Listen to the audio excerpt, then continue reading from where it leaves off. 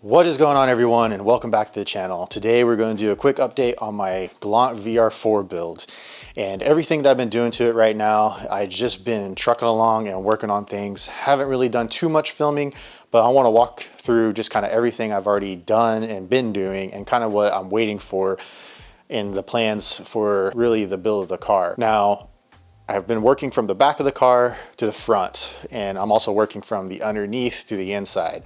So right now I started in the trunk. I did my battery relocation kit, got it all figured out and wired up. I also lined the trunk with kind of a tough liner for the trunk floor, and then covered everything else in the sealer so we don't have any potential rust areas. Did a really good job cleaning of it, and I'll show a clip of that right here.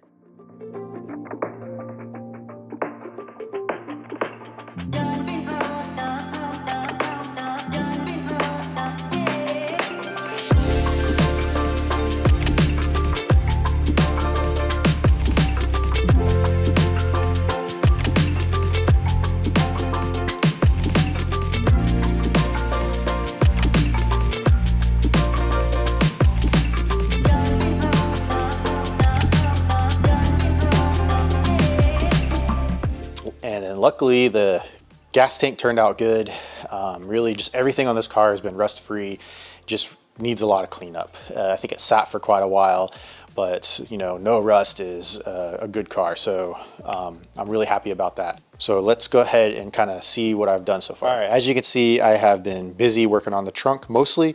I did coat the trunk with a Pour 15 tough liner, and it did turn out okay. It's not the best looking, but really the whole point of it is I'm going to use this as a track car, a fun car and whatnot, and whatever I throw in the trunk, I don't have to worry about anything.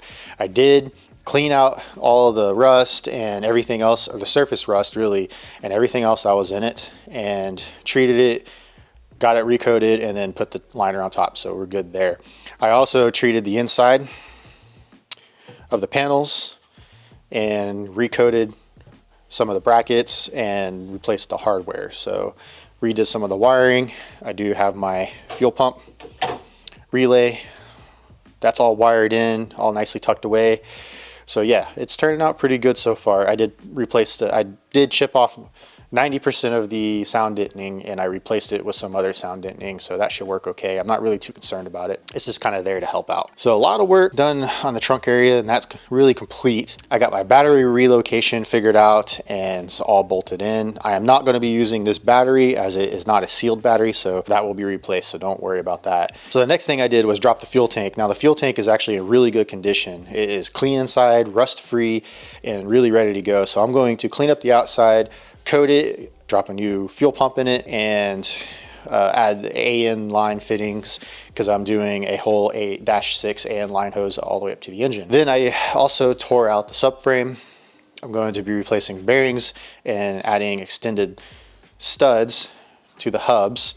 I'm going to clean up the rear diff, send it out, get it rebuilt, and get the casing coated as well. And then I'm also going to be sending out the subframe. I'm waiting on to confirm that I have bushings coming for it, so I don't press those out too early, and then get the subframe coated. I'm also going to be deleting the active tow.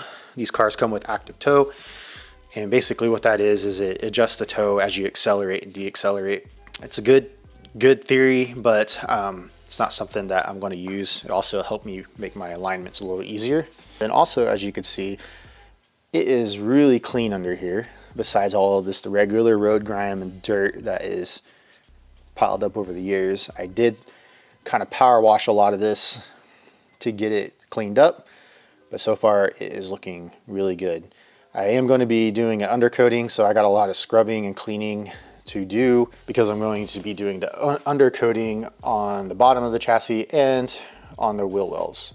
And you could tell that it cleaned up pretty nice. It looked like someone may have tried to coat it once before, but it looked like it was mostly just spray paint. So all in all, this car has actually been pretty rust free, and I haven't seen any major issues with this car that I need to fix. Just really just some simple cleanup, some recoating of some things, and just refreshing a lot of the components, plus adding some new parts that have been produced over the years.